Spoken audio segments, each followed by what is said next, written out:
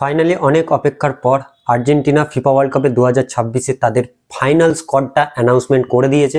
আর সবচেয়ে ইমোশনাল বিষয় হলো লিওনেল মেসি এই স্কোয়াডে আবারও জায়গা পেয়েছেন। তবে এই স্কোয়াডে অনেক বড় বড় নাম বাদও পড়েছে, যেগুলোকে নিয়ে আর কি সোশ্যাল মিডিয়াতে সমালোচনা শুরু হয়ে গেছে।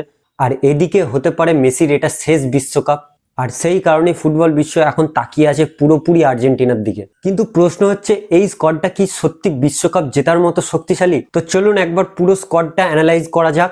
আর তার আগে ভিডিওটি একটি লাইক করে দিন এবং চ্যানেলে যদি আজকে নতুন হয়ে থাকেন চ্যানেলটি সাবস্ক্রাইব করে দিন। দেখুন, গোলকিপার ডিপার্টমেন্টে গোলকিপিং সেকশনে আপনি দেখতে পাবেন আমাদের বিশ্বকাপ হিরো এমিলিয়ানো মার্টিনেজ। আর পেনাল্টি শুট আউট মানেই এমিলিয়ানো মার্টিনেজের ডমিনেন্স। আর তার সঙ্গে ব্যাকআপে আছেন মুসো এবং রুলি।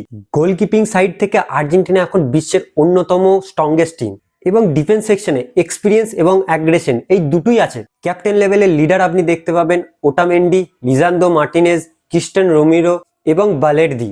ফুলব্যাক পজিশনে স্পিড এবং অ্যাটাকিংকে সাপোর্ট দেবে মলিনা, মন্টিয়েল, ট্যাগলিওফিকো এবং মেডিনা।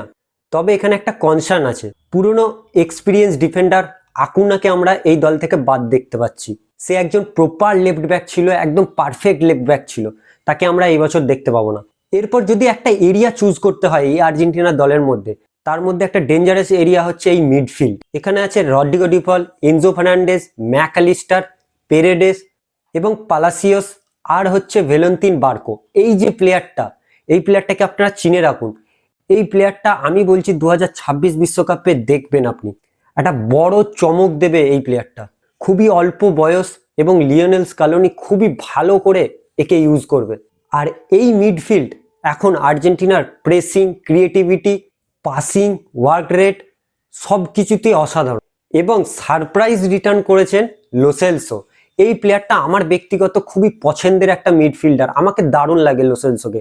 লো সেলসো এমন একজন প্লেয়ার যিনি এক্সপিরিয়েন্স প্লাস, আপনি 2022-এর বিশ্বকাপ আপনারা হয়তো এই প্লেয়ারটাকে দেখেননি। এই প্লেয়ারটা স্কোয়াডে জায়গা পেয়েছিলেন, আর ঠিক ওয়ার্ল্ড কাপ শুরু হওয়ার 1 মাস আগে সে ইনজুরিতে পড়ে যায়। সেই জন্যই আমরা লো সেলসোকে দেখতে পাইনি, কিন্তু এই বছর লো সেলসো দলে জায়গা পেয়েছে। এরপর ফরওয়ার্ড লাইনে যদি আমরা সেকশনে চলে আসি, আপনারা দুটো জিনিস দেখতে পাবেন, একটা এক্সপিরিয়েন্স আর একটা ইয়াং জেনারেশন, দুটো মিক্সড আছে। এখানে আপনি প্লেয়ারগুলোকে দেখুন, Nico Paz, Almada, Simeone, Lautaro Martinez, Julian Alvarez and GOAT Lionel Messi. আর এখন মেসি পুরো ম্যাচ স্প্রিন্ট না করলেও তার ভিশন, তার পাসিং, তার ফ্রি কিক কোনো ওয়ার্ল্ড ক্লাস। আর আমরা দেখেছি সে এখন ইন্টার মায়ামির হয়ে MLS এ প্রতিদিন গোল করছেন। দেখুন, MLS অতটাও টাফ কম্পিটিশন না হলেও একটা প্লেয়ার যখন গোল করে তখন তার অটোমেটিক কনফিডেন্ট বাড়ে। এরপর জুলিয়ান আলভারেজের দিকে যদি আসি, সে এখন কমপ্লিটলি ওয়ার্ল্ড ক্লাস স্ট্রাইকার হয়ে গেছে। তাকে নিয়ে লিওনেল স্কালোনি কিছু ভাবছেনই না, সে অবভিয়াসলি লাইন আপে থাকবেই, প্রথম জায়গা তার আগে। তবে শকিংলি স্কোয়াড থেকে বাদ পড়েছেন পাওলো ডিবালা। এটা খুবই একটা আপসেট আর্জেন্টিনার হয়ে। এবং সঙ্গে গার্নাচোও জায়গা পায়নি। এই স্কোয়াডের সব থেকে এক্সাইটিং ব্যাপার হচ্ছে এদের young generation, Tiago Almada, Nico Paz, এমনকি সিমিওনের মতো তরুণ ফুটবলারদের জায়গা দেওয়া হয়েছে এই দলে। কিসের জন্য? ফিউচার বিল্ড করার জন্য। তাহলে এখন প্রশ্ন হচ্ছে, আর্জেন্টিনা কতটা শক্তিশালী এই দল? আমার মতে এই মুহূর্তে এই দলটি এখন টপ 3 ফেভারিটের মধ্যে একজন। কারণ এই দলে শুধু ট্যালেন্ট নেই, আছে কেমিস্ট্রি। 2022-এর উইনিং মেন্টালিটি এখনো এই দলের সঙ্গে আছে। আর সবচেয়ে বড় ফ্যাক্টর হলো মেসিকে শেষবারের মতো বিশ্বকাপ দেওয়ার যথেষ্ট চেষ্টা করবে এই আর্জেন্টিনার দল। দেখুন, যদি মেসি ফিট থাকে, যদি ডিফেন্স ইনজুরিতে না পড়ে, যদি মিডফিল্ড ঠিকঠাক কন্ট্রোল করে, তাহলে আমি মনে করি এই বছর আর্জেন্টিনা আবারও ফাইনাল খেলবে। বিশেষ করে ব্রাজিল, ফ্রান্স, ইংল্যান্ড, স্পেন এরা অনেক স্ট্রং দল, কিন্তু আর্জেন্টিনার টিমের কেমিস্ট্রি অন্য লেভেলের।